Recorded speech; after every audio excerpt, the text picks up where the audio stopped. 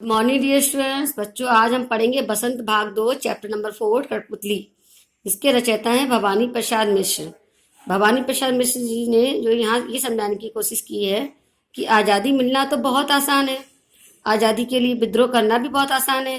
यानी हम गुलाम नहीं रहेंगे, हम आज़ाद हो जाएंगे, हम ये नहीं करेंगे। किंतु आज़ादी को बनाए रखना बहुत ही मुश्किल काम है और अपने साथ साथ सारे लोग की जिम्मेदारी हम नहीं ले सकते हैं।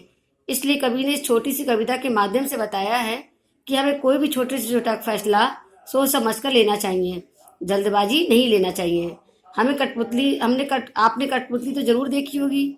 अगर आपने नहीं देखी है तो राजस्थान में इस कठपुतली की कला देखने को मिलती है, अभी भी मिल जाती है। तो इस कविता में क्या है, एक कठपुतली है जो बहुत सारे धागों से बंधी हुई है। अगर उसे हिलना है तो भी धागों की मदद से, डुलना है तो भी धागों की मदद से। और उसे चलाने वाला, कंट्रोल करने वाला एक आदमी कौन है? कोई दूसरा आदमी है जिसकी उंगलियों में उस कठपुतलियों के सारे धागे बंधे हुए हैं। तो जैसे वह अपनी उंगलियों को घुमाता है वैसे ही वो कठपुतलियां घूमती हैं। तो कठपुतलियों को इस बात पे बहुत गुस्सा आ जाता है, उसे इस बात पे बहुत नाराजगी हो जाती है कि ये धागे मेरे आगे पीछे क्यों बंधे हैं, आखिर कब तक हम इन धागों में बंधे रहेंगे।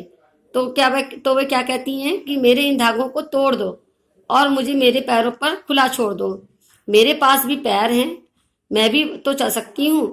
तो वे क्या कहती हैं, मेरे इन धागों को तोड़ दो और मुझे मेरे पैरों पर छोड़ दो।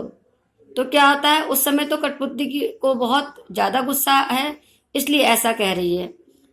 लेकिन जैसे ही कठपुतली ये बात कहती है, उसकी फ्रेंड्स यानी बाकी कठपुतलियां जो हैं वो भी हाँ में उसकी हाँ में हाँ मिलाती हैं। बिल्कुल ये सही बात है कि ये बात बिल्कुल सही है कि हमारे पास भी पैर हैं और हम भी चल सकते हैं।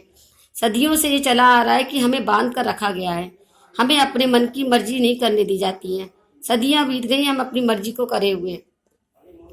अपनी जो है फ्रेंड्स की यानी बाकी कठपुतलियों की बात सुनकर उस कठपुतलियों के मन जो बातें सुनती है कि जो इन कठपुतलियों के मन में जो विद्रोह की भावना तैयार हो गई है वो जो है, तो अचानक से उसके मन में ये आता है कि कठपुतली को एहसास हुआ कि जो है हमें उस अपनी जिम्मेदारी का एहसास हुआ कि अचानक ऐसे कैसे मेरे मन में ऐसी इच्छा जाग गई।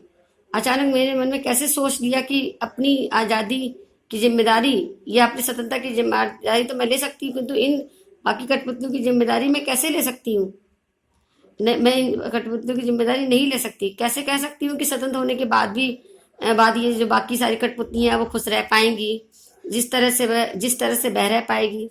तब उसे उस जिम्मेदारी का एहसास होता है कि वह बाकी कठपुतलियों की जिम्मेदारी नहीं ले सकती। तो क्या होता है, बच्चों को सोचती है कि उसे अपनी आज़ादी का निर्णय सोच समझ कर लेना चाहिए। क्या स्वतंत्र रहने के लिए पूरी तरह से तैयार है?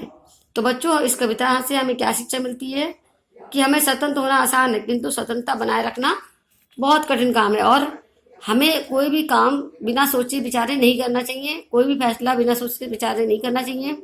जो भी फैसला ले बहुत सोच के विचार के हमें करना चाहिए। धन्यवाद।